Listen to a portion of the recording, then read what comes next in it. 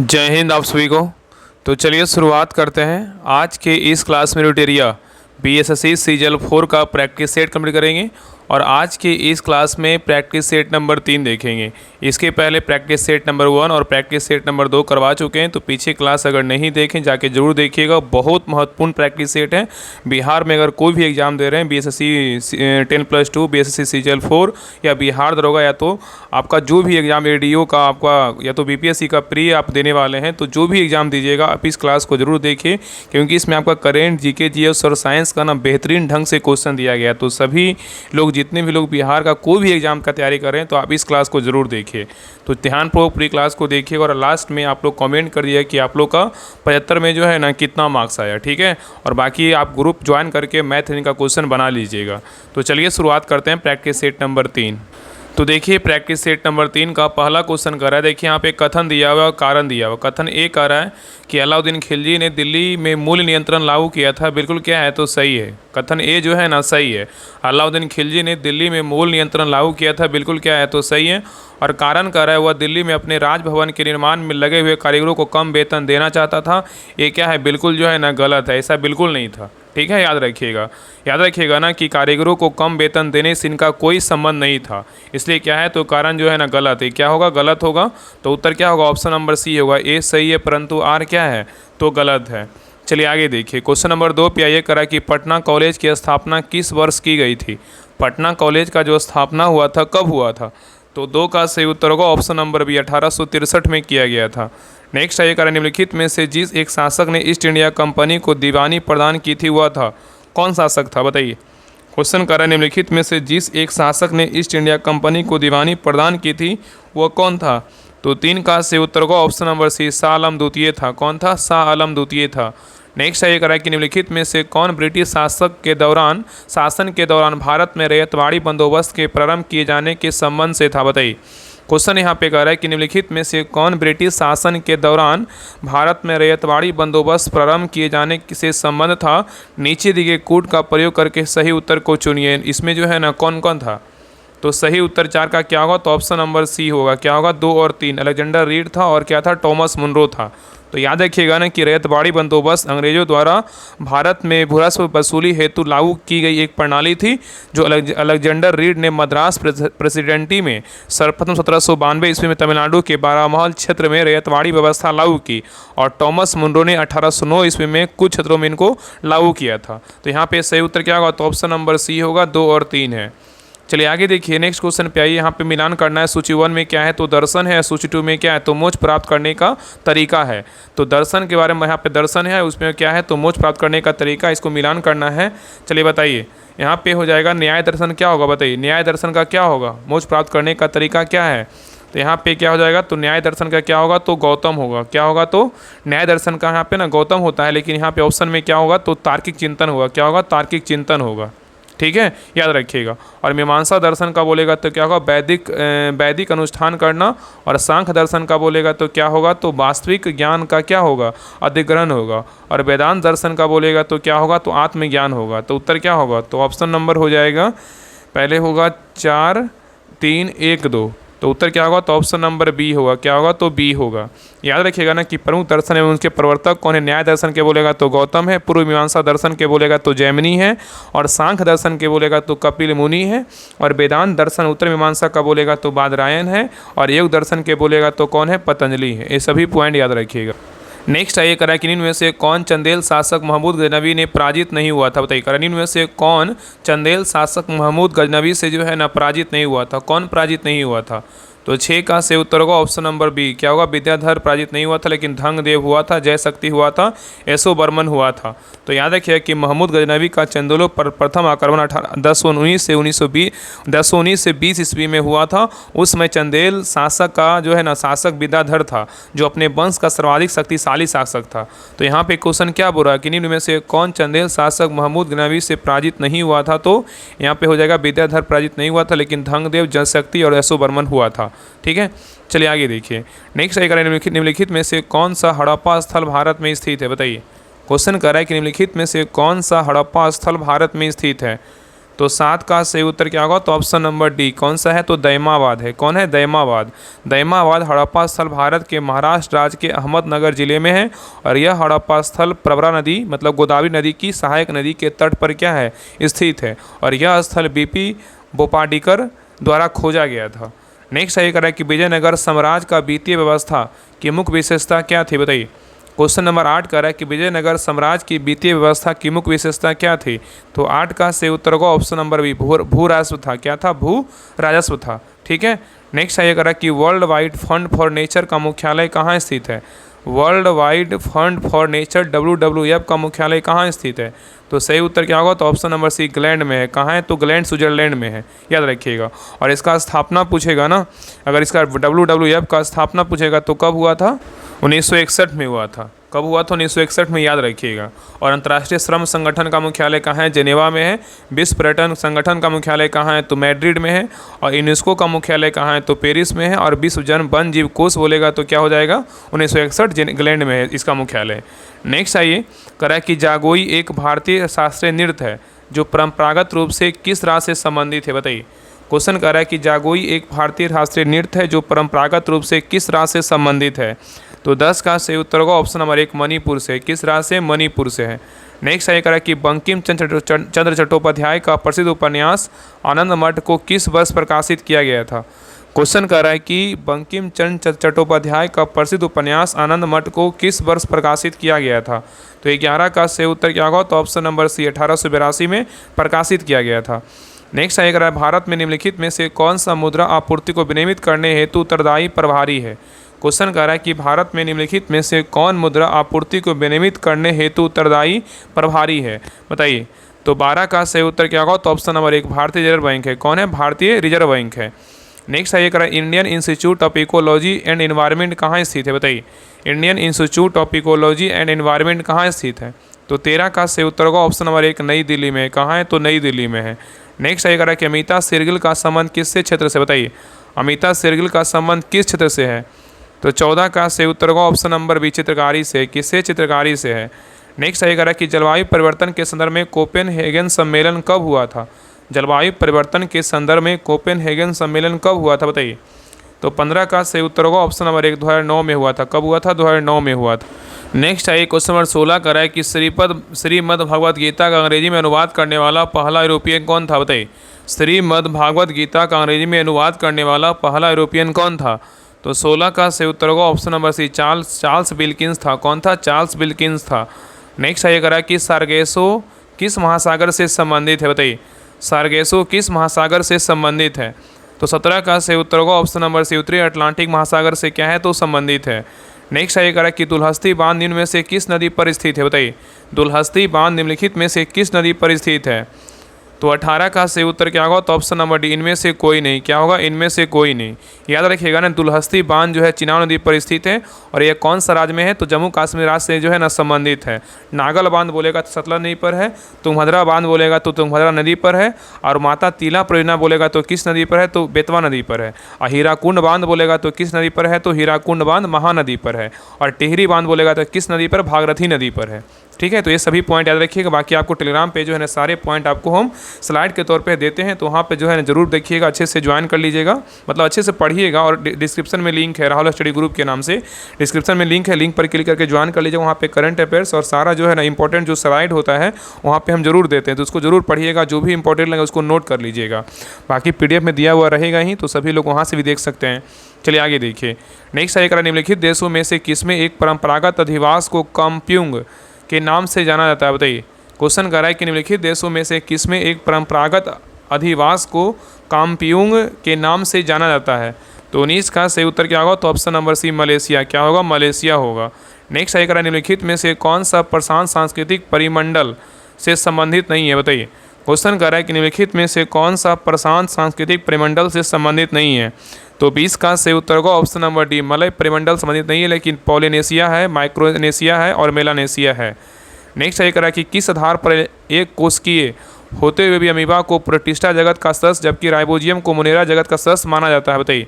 Question कर रहा है कि किस आधार पर एक कोशिकीय होते हुए भी अमीबा को प्रोटिस्टा जगत का सदस्य जबकि राइजोबियम को मोनेरा जगत का सदस्य माना जाता है? तो 21 का सही उत्तर क्या होगा? तो ऑप्शन नंबर हो जाएगा सी। क्या होगा? तो केंद्रक की जो है संरचना के आधार पर। ठीक है, तो केंद्रक की संरचना के आधार पर अमीबा को प्रोटिस्टा जगत का सदस्य माना जाता है, जबकि राइजोबियम को जो है मोनेरा जगत का सदस्य माना जाता है। नेक्स्ट ये करा कि जीवों के विकास मतलब इवोल्यूशन के संदर्भ में निम्नलिखित में से कौन सा अनुक्रम सही है? बताइए।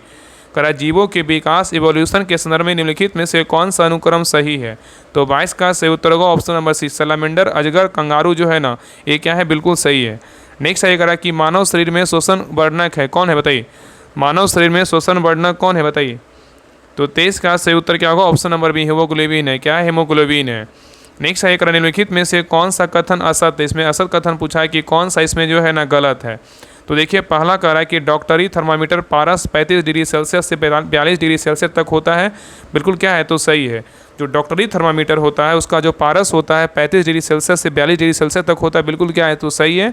और नेक्स्ट कह रहा है कि प्रयोगशाला तापमापी का पारस जो है प्राय 10 - 10 डिग्री सेल्सियस से 110 डिग्री सेल्सियस तक होता है। ये भी क्या है? तो बिल्कुल सही है। और नेक्स्ट कह रहा है कि प्रयोगशाला तापमापी का उपयोग मानव शरीर का ताप मापने के लिए किया जा सकता है। ये क्या है? बिल्कुल जो है ना गलत है। क्या है? बिल्कुल गलत है। याद रखिएगा ना कि इसमें जो प्रयोगशाला तापमापी का जो उपयोग होता है मानव शरीर के ताप मापने के लिए किया जाता है, ये क्या है? तो गलत है। आगे कह रहा है कि डिजिटल थर्मामीटर के पारे का उपयोग नहीं किया जा सकता है। ये क्या है? बिल्कुल जो है ना सही है। तो ए, बी और डी सही, लेकिन सी क्या है? तो गलत है। यहाँ पे याद रखिएगा ना कि मानव शरीर का ताप मापते समय थर्मामीटर को मुंह से बाहर निकालना पड़ता है।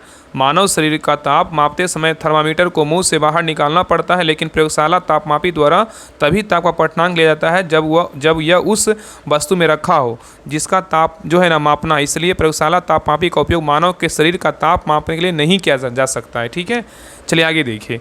नेक्स्ट क्वेश्चन पे आइए। क्वेश्चन 25 का रहा है किसी सरल लोलक या कमानी से लटके हुए पिंड के दोलन प्रणोदित कहलाते हैं जब क्या होता है? कह रहा है किसी सरल लोलक या कमानी से लटके हुए पिंड के दोलन प्रणोदित कहलाते हैं जब क्या होता है?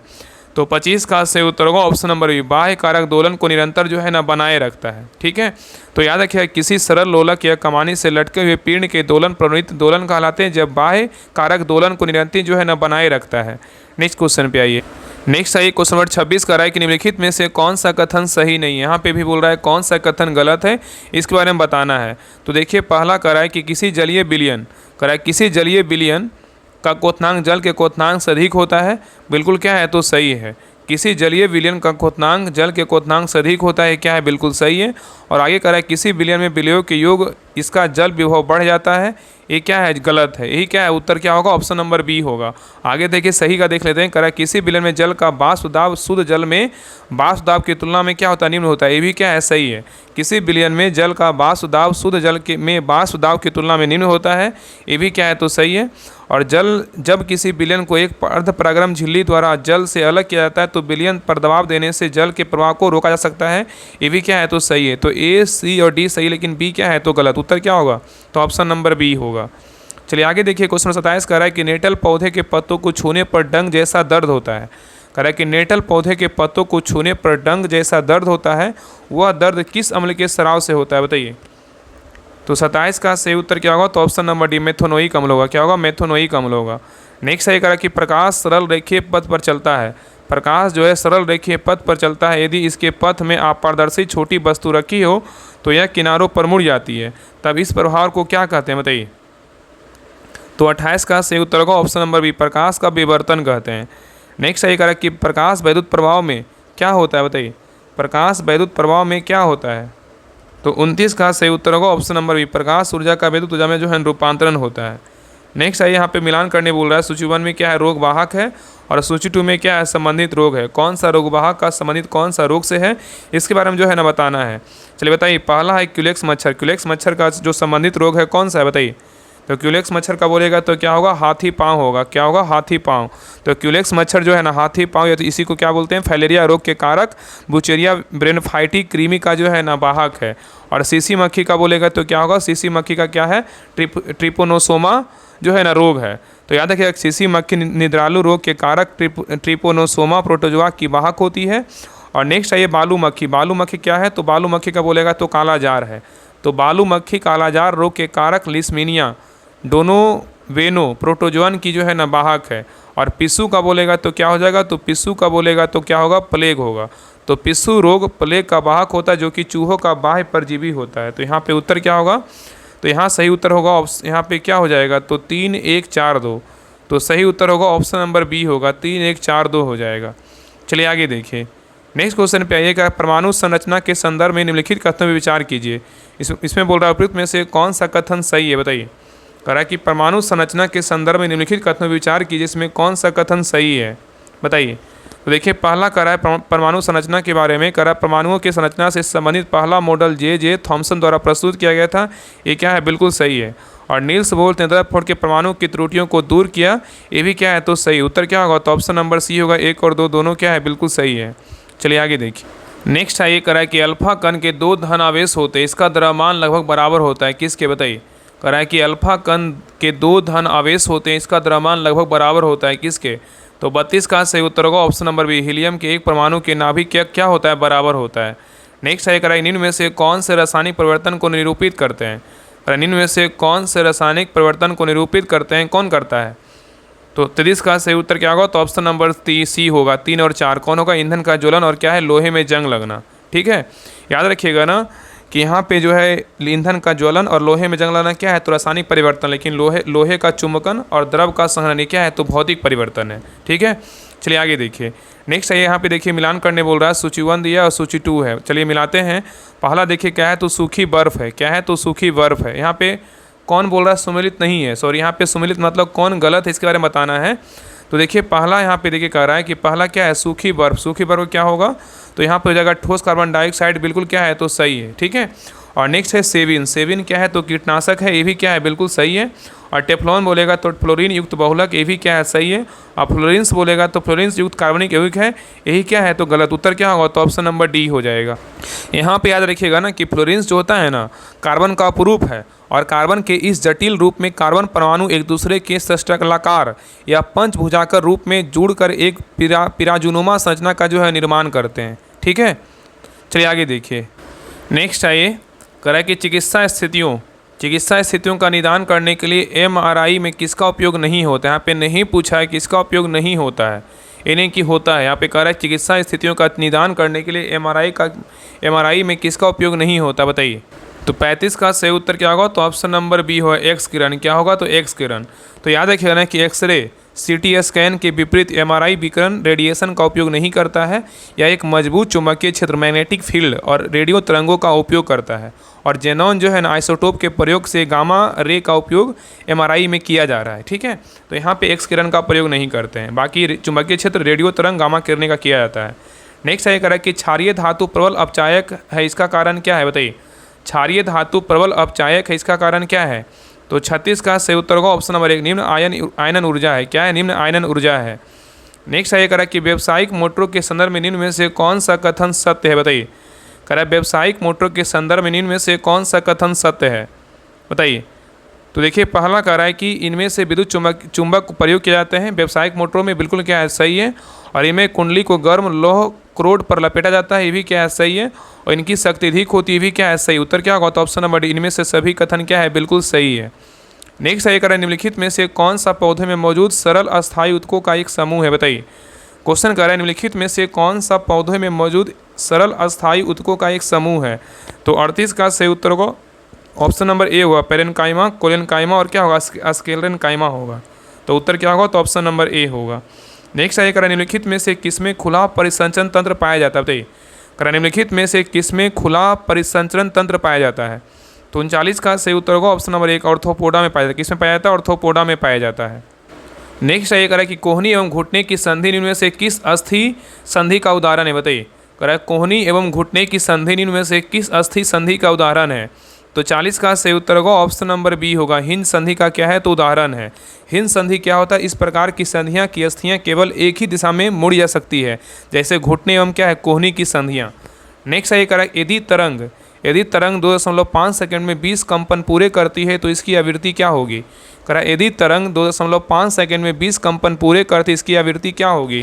तो 41 का सही उत्तर क्या होगा, तो ऑप्शन नंबर बी, 8 हर्ट्ज होगा, 8 हर्ट्ज होगा। ठीक है, नेक्स्ट है कह रहा है ऊर्जा संरक्षण सिद्धांत का क्या अर्थ है, बताइए। ऊर्जा संरक्षण सिद्धांत का क्या अर्थ है। तो 42 का सही उत्तर होगा ऑप्शन नंबर डी, ऊर्जा ना तो सृजन किया सकता है ना ही विनाश किया जा सकता है। ठीक है, नेक्स्ट है ये करा कि ध्वनि के चाल पर विभिन्न माध्यम में अवरोही क्रम क्या है, बताइए। ध्वनि के चाल का विभिन्न माध्यम में अवरोही क्रम क्या है। 43 का सही उत्तर होगा ऑप्शन नंबर सी, ठोस माध्यम, द्रव माध्यम और क्या है, गैसीय माध्यम। ठोस माध्यम में ज़्यादा होता है, उसके बाद द्रव माध्यम, उसके बाद क्या होगा, गैसीय माध्यम। ठीक है।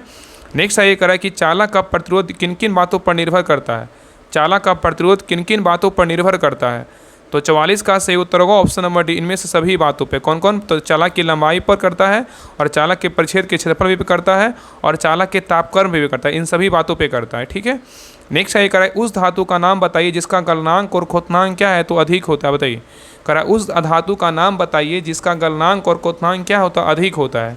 तो 45 का सही उत्तर क्या होगा, तो ऑप्शन नंबर बी, हीरा है। क्या है, तो हीरा है।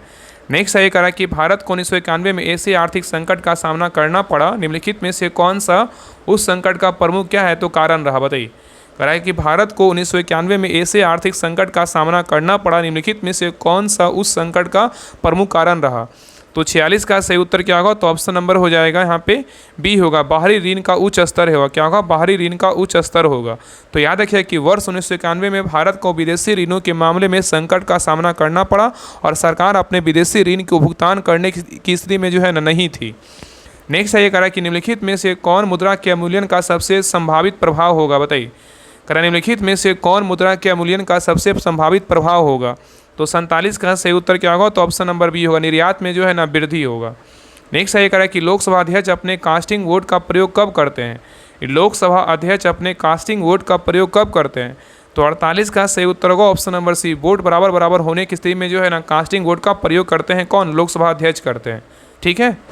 नेक्स्ट है करा निम्न में से कौन सी भारतीय संसद की वित्तीय समितियां नहीं है, यहाँ पे नहीं पूछा है। करा कि निम्न में से कौन से भारतीय संसद की वित्तीय समितियां नहीं है, यहाँ पे नहीं बताइए कौन नहीं है। तो 49 का सही उत्तर क्या होगा, तो ऑप्शन नंबर यहाँ पे डी होगा, संसद सदस्यों को के वेतन तथा भत्तों संबंधी सघन समितियां ये नहीं है, लेकिन प्राक्कलन समितियां हैं, और लोकलेखा समिति है, लोक उपक्रम समिति है, ये तीनों हैं। ठीक है। चलिए आगे देखिए। नेक्स्ट है करा कि संविधान सभा की प्रारूप समिति में अध्यक्ष सहित कुल कितने सदस्य थे, बताइए। करा कि संविधान सभा की प्रारूप समिति में अध्यक्ष सहित कुल कितने सदस्य थे। तो 50 का सही उत्तर क्या होगा, तो ऑप्शन नंबर हो जाएगा बी, कितने थे, 7 थे। कितने थे, 7 थे। ठीक है। नेक्स्ट है करा कि राज्य के कार्यपालिका शक्ति का विस्तार का वर्णन संविधान के किस अनुच्छेद में किया गया है। क्वेश्चन कर रहा है कि राज्य के कार्यपालिका शक्ति का विस्तार का वर्णन संविधान के किस अनुच्छेद में किया गया है। तो 51 का सही उत्तर होगा ऑप्शन नंबर 1, अनुच्छेद 162 में किया गया है। नेक्स्ट है करा कि भारतीय संविधान का कौन सा भाग संविधान की आत्मा कहलाता है। करा कि भारतीय संविधान का कौन सा भाग संविधान की आत्मा कहलाता है।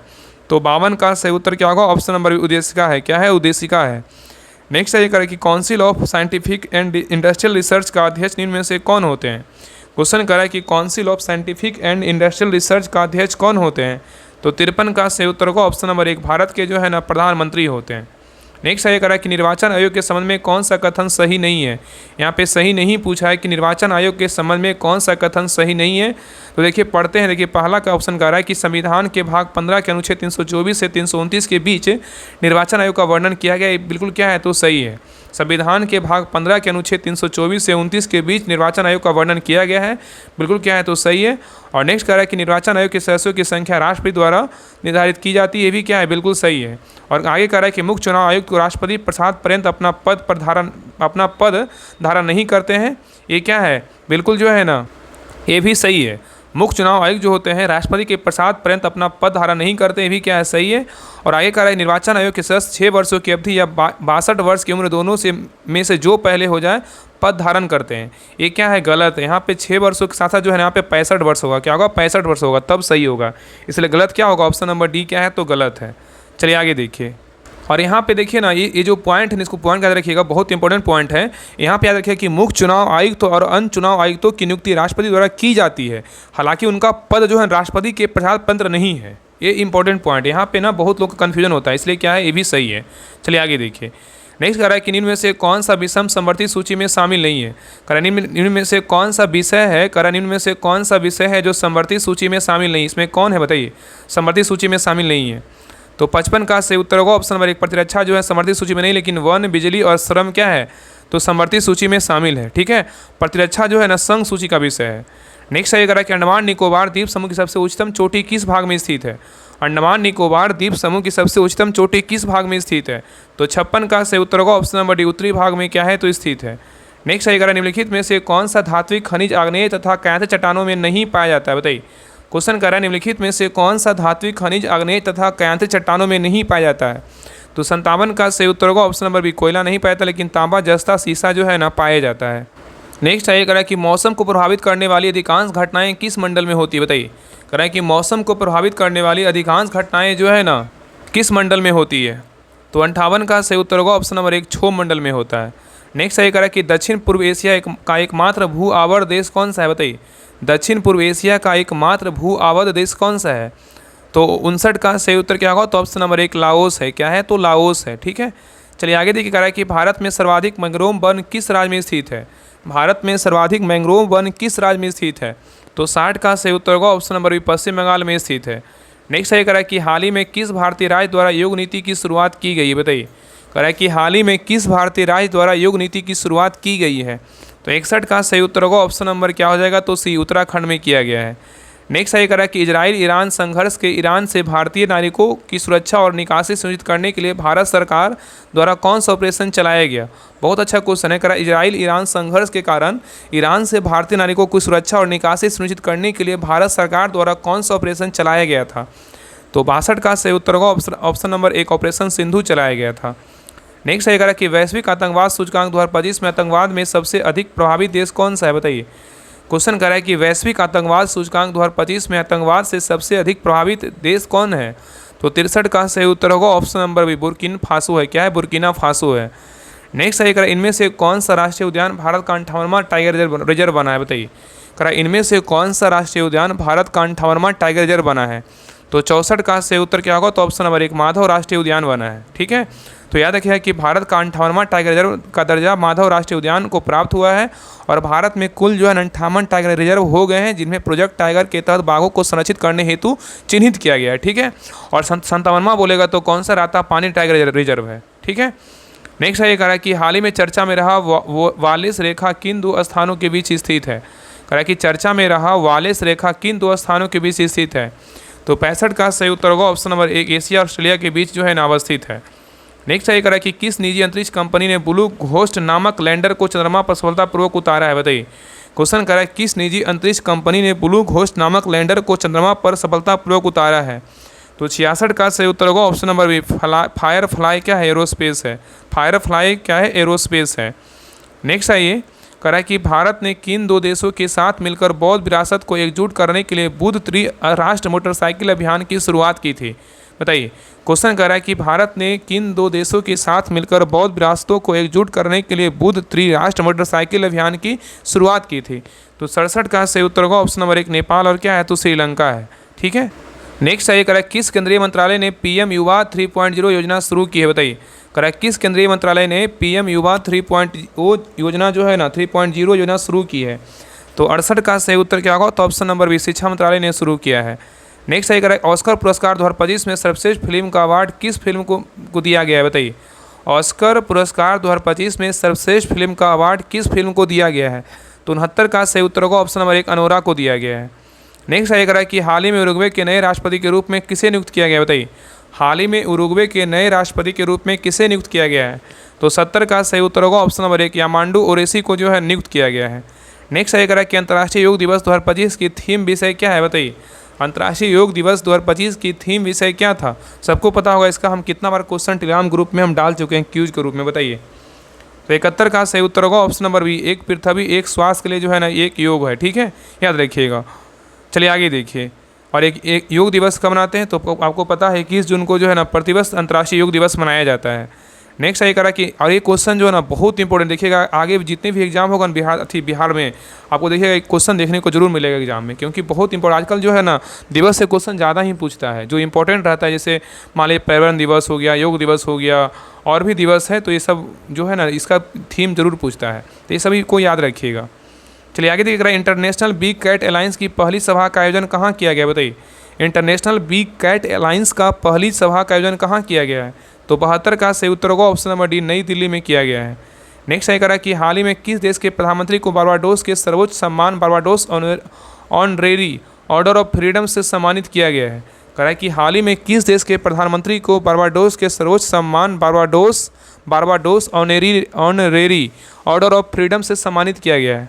तो 73 का सही उत्तर क्या होगा? तो ऑप्शन नंबर डी, भारत के प्रधानमंत्री नरेंद्र मोदी को दिया गया है। नेक्स्ट है, कह रहा है कि फीफा द्वारा हाल ही महिलाओं के लिए भारत की पहली टेलीकॉम अकादमी का शुभारंभ किए जाने की घोषणा की गई है। बताइए कहाँ किया गया है? कह रहा है फीफा द्वारा हाल ही में महिलाओं के लिए भारत की पहली टैलेंट अकादमी, यहाँ पे क्या कर रहा है? टैलेंट अकादमी बोल रहा है, का शुभारंभ कहाँ किए जाने की घोषणा की गई है? तो 74 का सही उत्तर क्या होगा? तो ऑप्शन नंबर हो जाएगा ए, हैदराबाद में किया गया है। नेक्स्ट है क्वेश्चन नंबर लास्ट करा 75 नंबर क्वेश्चन करा है, भारत का चौथा शेर प्रजनन केंद्र कहाँ बनाया जाएगा? भारत का चौथा शेर प्रजनन केंद्र कहाँ बनाया जाएगा? तो 75 का सही उत्तर होगा ऑप्शन नंबर 1, राजगीर में जो है ना बनाया जाएगा। तो बिहार के राजगीर में भारत का चौथा शेर प्रजनन केंद्र बनाया जाएगा। ठीक है, याद रखिएगा। अब आगे देखिए क्वेश्चन नंबर 76 से क्या है, तो मैथ और रीडिंग का क्वेश्चन है। आपको 25 आपको मैथ का क्वेश्चन देखने को मिलेगा और आगे 50 जो है ना आपका रीडिंग का क्वेश्चन रहेगा। तो आप सभी लोग जो है ना ग्रुप ज्वाइन करके आप मैथ रीडिंग को बनाइए। आपको ग्रुप में पीडीएफ जो है ना आपको वहाँ पे मिल जाएगा। तो सभी लोग जितना जल्द देखिए, इस प्रकार आपका सारा डिटेल भी रहता है। तो आप वहाँ से जो है ना डिटेल को हेल्प ले करके, आप मान लीजिए कोई रीडिंग नहीं बन रहा है, तो कोई आपका क्वेश्चन जीके का गलत हो गया, तो वहाँ पे इसको हेल्प ले करके जो है डिटेल के साथ हेल्प ले करके आप उसको सही कर सकते हैं और बना भी सकते हैं। ठीक है, बाकी एक क्वेश्चन के अलावा 4 से 5 क्वेश्चन आपको सीखने का मौका मिलेगा। तो सभी लोग देखिए, इसके लिए अलग से बीएसएससी का ग्रुप नहीं है। इसके लिए आप सभी लोग जो है ना बिहार दरोगा जो ग्रुप जो स्टार्ट हुआ है बैच 4, उसको ज्वाइन। देखिए इस प्रकार सारा देखिए 150 क्वेश्चन का जो है ना आपको सारा डिटेल के साथ आपको पीडीएफ, आप उस ग्रुप को ज्वाइन कर लीजिए। देखिए आपका बिहार दरोगा 4th new target homework series plus practice set batch है। इसी में आपका जो है ना पीडीएफ आपको प्रोवाइड करवाया जाएगा। और इसमें जो है ना आपका लूसेंट का टेस्ट आपका कल के बाद मतलब इसी सप्ताह जो है ना आपका लूसेंट का टेस्ट आपका स्टार्ट होगा। लूसेंट ऑब्जेक्टिव का भी टेस्ट स्टार्ट होगा, दृष्टि साइंस का भी टेस्ट स्टार्ट होगा। तो जितने भी लोग बिहार एसएससी में देखिए 25 को साइंस पूछता है, ग्रुप डी में भी साइंस 25 को पूछता है। तो आप सभी लोग जो है ना इस ग्रुप को ज्वाइन कर लीजिए। बिहार दरोगा का तैयार देखिए, बीएसएससी का जो भी फॉर्म भरेंगे वो बिहार दरोगा का फॉर्म जरूर भरेंगे। तो इसमें जो है ना आपका घटनाचक्र का होमवर्क का स्टार्ट हो चुका है, 2-3 दिन हुआ है। बाकी आपका ये दोनों बुक आपका सैटरडे संडे चलेगा, ये PYQ स्टार्ट है। बाकी लूसेंट और सब्जेक्टिव ऑब्जेक्टिव और दृष्टि साइंस का टेस्ट जो है इस सप्ताह स्टार्ट हो जाएगा। इसका हम टेलीग्राम पे जो है ना सारा टाइम टेबल भी हम दे दिए हैं। तो जितने भी लोग ज्वाइन करना चाहते हैं, आप जो है ना इस ग्रुप को ज्वाइन करने के लिए आपको 199 पेमेंट करना होगा। एक बार पेमेंट करना है, उसके बाद पेमेंट आपको नहीं करना होगा। इसके बाद आपको इस ग्रुप का जो है इस बुक का आपको 18 प्रैक्टिस सेट आपको करवा देंगे। और बाकी इसके पहले भी हम ASO करवाए थे, BSc का ही था, उसको भी हम आपका जो है ना PDF डाल देंगे। तो आप वहाँ से उसमें शायद 15 था, इसमें 18 हो गया, लगभग आपका 30 सेट हो गया। तो आप सभी लोग जो है ना इस नंबर पे कुछ पूछना हो तो आप इस नंबर पे कॉल भी कर सकते हैं। बाकी ये नंबर दिया गया फ़ोन पे नंबर है, इस नंबर पर पेमेंट करके ही क्या है व्हाट्सएप नंबर है, इस नंबर पर पेमेंट करके इसी नंबर को सेव करके व्हाट्सएप पे स्क्रीनशॉट भेज दीजिएगा पेमेंट करके। आपको ग्रुप का लिंक आपको 10 मिनट के अंदर आपको मिल जाएगा। ठीक है, तो सभी लोग इस ग्रुप को ज्वाइन करके अपना मैथ रीडिंग बनाइए और सारा जो है सोल्यूशन वगैरह का अच्छे से एनालिसिस कीजिए कि हाँ मेरा कौन सा क्वेश्चन गलत हुआ है, कौन सा मेरा क्वेश्चन सही हुआ है। वहाँ से आपको ना बहुत कुछ सीखने का मौका मिलेगा। तो आप ग्रुप को ज्वाइन कीजिए। जितने भी लोग बिहार दरोगा का तैयारी करते हैं या तो बीएसएससी का तैयारी मतलब प्रैक्टिस सेट लगाना चाहते हैं इस बुक का खास करके, तो आप इस ग्रुप को ज्वाइन कर सकते हैं। अगर आपको अलग से ज्वाइन करना है बीएसएससी के लिए तो स्पेशल कोई ग्रुप नहीं है। अगर आपको लगता है तो सिर्फ क्लास देखिए, बाकी आपको अगर बुक सब जगह मिल रहा है तो आप बुक को भी मार्केट से ले सकते हैं। ठीक है, बाकी सभी लोग से चैनल को सब्सक्राइब जरूर कर लीजिएगा और क्लास को लाइक करके जरूर जाइएगा और कितना स्कोर आपका आया जरूर बता दीजिएगा। ठीक है, तो मिलते हैं एक नए क्लास में, तब तक के लिए जय हिंद जय भारत।